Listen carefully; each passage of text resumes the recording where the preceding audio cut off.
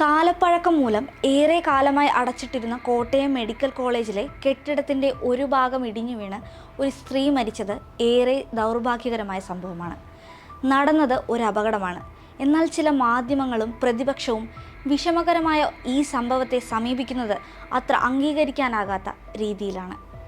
അപകടമുണ്ടായ സമയം മുതൽ തന്നെ പല സത്യാവസ്ഥകളും മനസ്സിലാക്കാതെയും മറച്ചുവെച്ചും പലവിധ രാഷ്ട്രീയ മുതലെടുപ്പുകളും നടത്താനുള്ള ശ്രമങ്ങളെ കൂടി കാണാതെ പോകാനാകില്ല.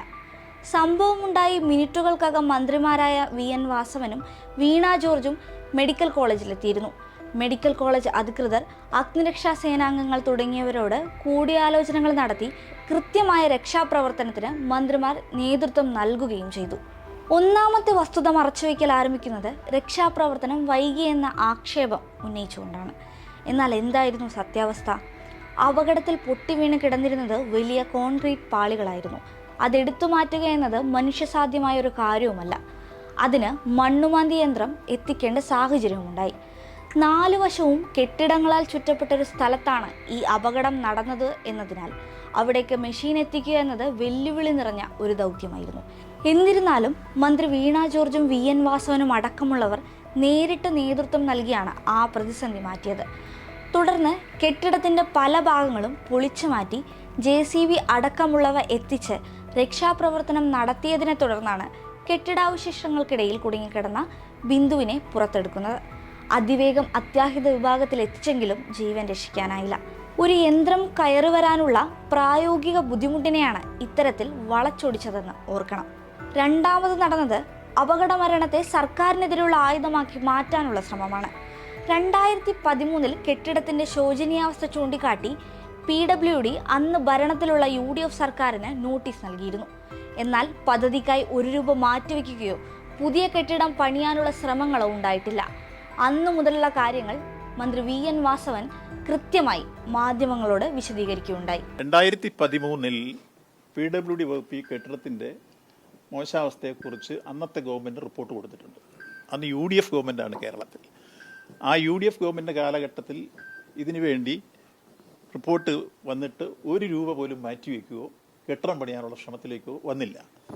അതിനുശേഷം LDF ഗവൺമെൻറ് മുമ്പാകെ ഈ റിപ്പോർട്ട് വന്നപ്പോഴാണ് അന്നത്തെ ആരോഗ്യവകുപ്പ് മന്ത്രിയായിരുന്ന ശൈലജ ടീച്ചർ, ഞാനും ബന്ധപ്പെട്ട, ഞാൻ അന്ന് MLA അല്ലെങ്കിൽ പോലും പാർട്ടി സെക്രട്ടറി എന്ന രൂപത്തിൽ അത് ബന്ധപ്പെട്ടതാണ്.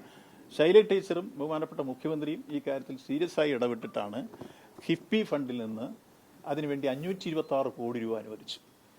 ആ ഫണ്ട് വിനിയോഗിച്ച് 2018 അതിന് ഭരണാനുമതി കിട്ടി. അത് നടപ്പാക്കി മുന്നോട്ട് വരുന്ന ഘട്ടത്തിൽ ആദ്യ 2 വർഷം കോവിഡായിരുന്നു. പണി നിർത്തിവെക്കേണ്ടി വന്നു. തുടർന്ന് കെട്ടിടത്തിൻ്റെ നിർമ്മാണ പ്രവർത്തനം നടത്തി. 8 നില മന്ദിരം തീർന്നു. 565 ബെഡും 14 ഓപ്പറേഷൻ തിയേറ്ററുമുള്ള പുതിയ മനോഹരമായ മന്ദിരം തീർത്തു കഴിഞ്ഞു. ഈ കെട്ടിടത്തിൻ്റെ പോരായ്മ മനസ്സിലാക്കിക്കൊണ്ട് ഞങ്ങൾ മുൻകൈ എടുത്ത് ചെയ്ത കാര്യമാണ്. ഇതാരും പറയുന്നില്ല. ഇതൊക്കെ മറച്ചു പിടിച്ചിട്ട് ഈ കാര്യത്തിൽ എന്ത് ചെയ്തു, എന്താ താമസിച്ചു പോയത് സംബന്ധിച്ച് ഈ ഗവൺമെൻറ് വന്നപ്പോൾ തൊട്ട് ആ കാര്യങ്ങൾ ഇടപെട്ടിരിക്കുന്നു. അതേസമയത്ത് UDF ഗവൺമെൻറ് കാലഘട്ടത്തിൽ ഇങ്ങനെ അറിഞ്ഞിട്ട് ഒന്നും ചെയ്തില്ല. അന്ന് നീക്കം നടത്തിയിരുന്നെങ്കിൽ എത്രയോ മുമ്പ് അത് ഓപ്പൺ ചെയ്യാമായിരുന്നു. മാധ്യമങ്ങളിലെ കൃത്യമായ ഇടതുവിരുദ്ധതയും UDFന്റെ മുതലെടുപ്പും ഈ സംഭവത്തിലുണ്ടായി എന്നുള്ളത് വ്യക്തമായി കാണാം. അപകടമുണ്ടായ അന്ന് രാത്രി ബിന്ദുവിൻ്റെ മൃതദേഹവുമായി വീട്ടിലേക്ക് പോയ ആംബുലൻസ് തടഞ്ഞുകൊണ്ടുള്ള കോൺഗ്രസിൻ്റെ രാഷ്ട്രീയ നാടകം നമ്മൾ കണ്ടതാണ്. വാഹനത്തിനു മുന്നിലേക്ക് ചാടിയും മറ്റുമുള്ള പ്രതിഷേധത്തിന് നേതൃത്വം കൊടുത്തത് ചാണ്ടി ഉമ്മൻ MLA ആണ്. അപകടം അവസരമാക്കുന്ന കോൺഗ്രസിൻ്റെ ഇതേ രീതി കേരളം നിലമ്പൂരിലും കണ്ടതാണ്. അതിവിടെയും തുടർന്നു. അപകടം നടന്ന സമയം മുതലുള്ള പ്രതികരണങ്ങൾ പലതും പൂർണ്ണതയില്ലാതെയാണ് മാധ്യമങ്ങൾ അവതരിപ്പിച്ചത്.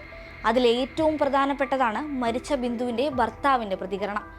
മുഖം കഴുകാനായി ബിന്ദു ആ കെട്ടിടത്തിന് സമീപത്തേക്ക് പോയ സമയത്താണ് ഈ ദാരുണ സംഭവം ഉണ്ടായതെന്ന് അദ്ദേഹം പറയുന്നു.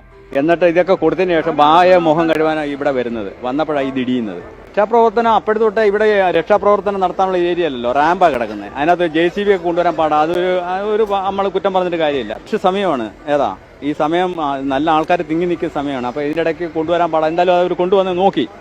ഇത്രയും തിരക്കുള്ള സമയത്ത് മെഡിക്കൽ കോളേജിലുള്ള റാമ്പിലൂടെ മെഷീൻ എത്തിക്കുന്നത് ദുഷ്കരമായ ഒന്നാണെന്നും എങ്കിലും മണ്ണുമാന്തി യന്ത്രം എത്തിച്ചുവെന്നും അദ്ദേഹം പറയുകയുണ്ടായി. ഈ പ്രതികരണങ്ങളൊന്നും പിന്നീടുള്ള മാധ്യമങ്ങളുടെ വീഡിയോസിലൊന്നും കാണാത്തതും എടുത്തു പറയേണ്ട കാര്യമാണ്. വസ്തുതകൾ, സാഹചര്യം എന്നിവയെല്ലാം അപ്പാടെ മറച്ചുവെച്ചാണ് പല റിപ്പോർട്ടിങ്ങുകളും തുടക്കത്തിലുണ്ടായതും ഇപ്പോൾ നടക്കുന്നതും. മന്ത്രി VN വാസവൻ പറഞ്ഞത് കടമെടുത്താൽ രാഷ്ട്രീയം കളിക്കുന്നവർക്ക് അതാകാം. കളങ്കപ്പെടുത്താനും തകർക്കാനും ആരും പരിശ്രമിക്കരുത്.